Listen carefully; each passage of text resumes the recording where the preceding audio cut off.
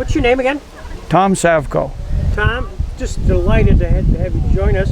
Part of what we are about here, this is Mercyhurst University, Dan Crowell. I'm one of the founders of the Robert Jackson Center, of course, one of Spring Creek's better known natives.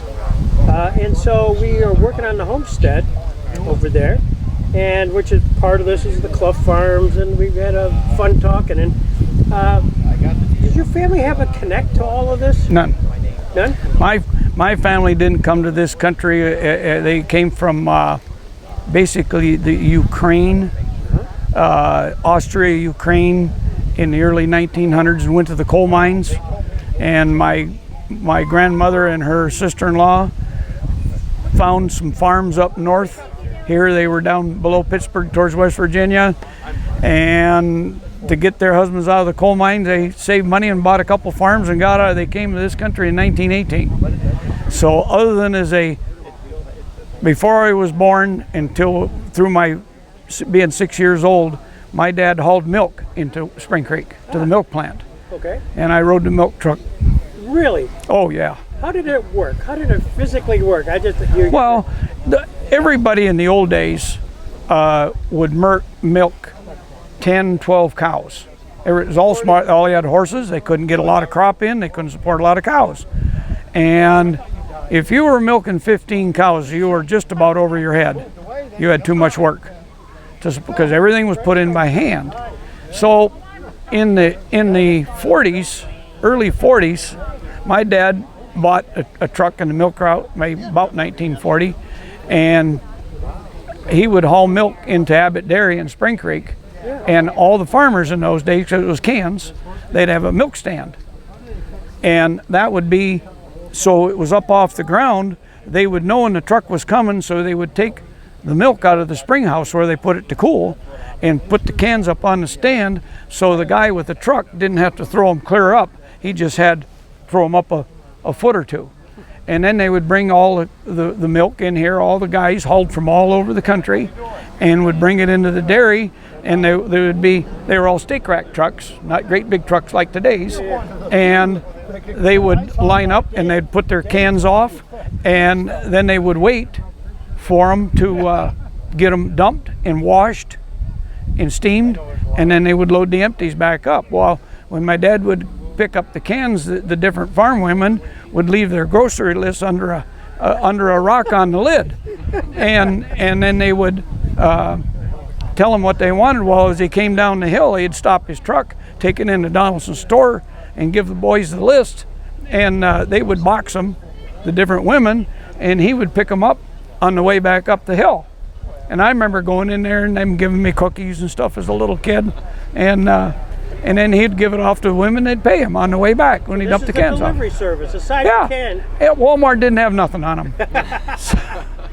That is so amazing. Yeah, but I mean, I was telling someone today, I remember in a hot day, my dad would push the cans up against the headboard and chain it off with a chain and binder, and let me run around the back, taking the empty cans back. I probably would frown on that today, a 4 or 5 year old kid running around the back of a stake rack truck. Yeah, don't know. So where was the dairy here? Spring Creek Dairy. All right. How are you familiar with Spring Creek? Coming to this place or going back home? Back home. Okay, go across the bridge, right there in Spring Creek. 4 corners. And don't go to the corners. Okay. As soon as you cross the bridge, there's a road to the right that dead ends. Well, if you look at the house on the left of the road, you will see a bunch of old concrete. That's the end of the dairy. And it went down towards the playground. Got it. Yeah, and that's where the dairy was. Yeah. So that was your route. How long did you work with your dad? Oh, he moved off the farm when I was 6. Okay. And then he bought into a sawmill operation that I grew up in Columbus. Got it. And that's where I get the connection. But I left there in 1960 to become a toolmaker. So then you're Mr. Columbus. Well, I'm over here because I was kind of chasing Daniel Horn history. And Daniel Horn the Horn family is known for the sawmill logging stuff up and down the Broken Straw from here through Youngsville. and a lot of the books and stuff in here, look, will have horn stuff on it. But he came to Columbus in 1801, and then it said in the article right here that he floated down a raft in 1806 to New Orleans and then came back and left Columbus. Well, the story that's not in here, he sold out his interest in the woodlot in Columbus to a partner for a mule and 12 days labor, and came over here and bought timberland and started logging here. So that was kind of my interest of higher road, horn site. Do you know where Deerhead Inn is? I do. Well, as soon as you go by that, there's a road that turns and go down over the track to a bunch of camps. That's horn sighting. And the people younger people, oh, it was a sighting. Somebody saw us. No, it wasn't. They didn't see nothing. It was a railroad sighting. Are you familiar with Arch Bristow? Yeah. The Sage of Garland. Yeah, absolutely. Did you ever see his book, Old Tales of Warren County? He wrote it years ago in the 30s. He wrote it, and it's been reproed. I gave the repro that my dad had to my brother, and I had an old friend I work with that gave me the original. I think I got copy number 53. No kidding. In that book, they write about bringing the oil from Titusville to Garland to put on a train. There were no other railroads, no other way north. Good. And when the train would bring the empty cars while they were loading it, they would back the engine up to horn siding and take on their wood commitment for the steam back. So I was telling her there's huge breastworks down on horn siding, and it's all about gathering logs. I told her about on Higher Road, where you go below Amy's camp at the end of the golf course. If you're going towards Deerhead, just as you go, don't go by the golf course anymore, there's going to be an old blue camp on the right. Right. That looks bad. Park there, walk right by that door, across their patio if you would, and down to the creek, be a side channel. And there's probably 10 12 by 12 timbers with the water running over them right now. And the dam is right beside that camp, as close as from here to where the grass drops out, not even the gravel.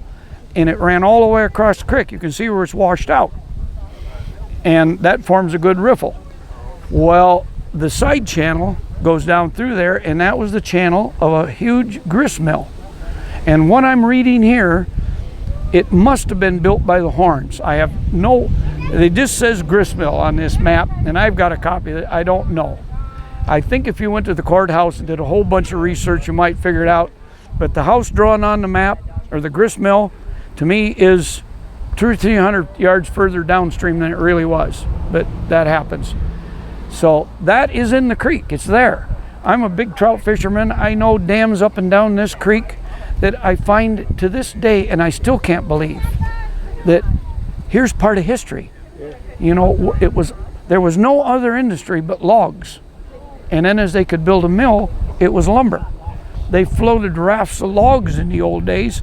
They would skid them down and hope for a high water, a flood, or they would on the smaller creeks, they would pile them on the ice and wait for they would wait for the ice out in the spring flood, and that would take the logs on down to where they had a mill commitment, a log gathering commitment.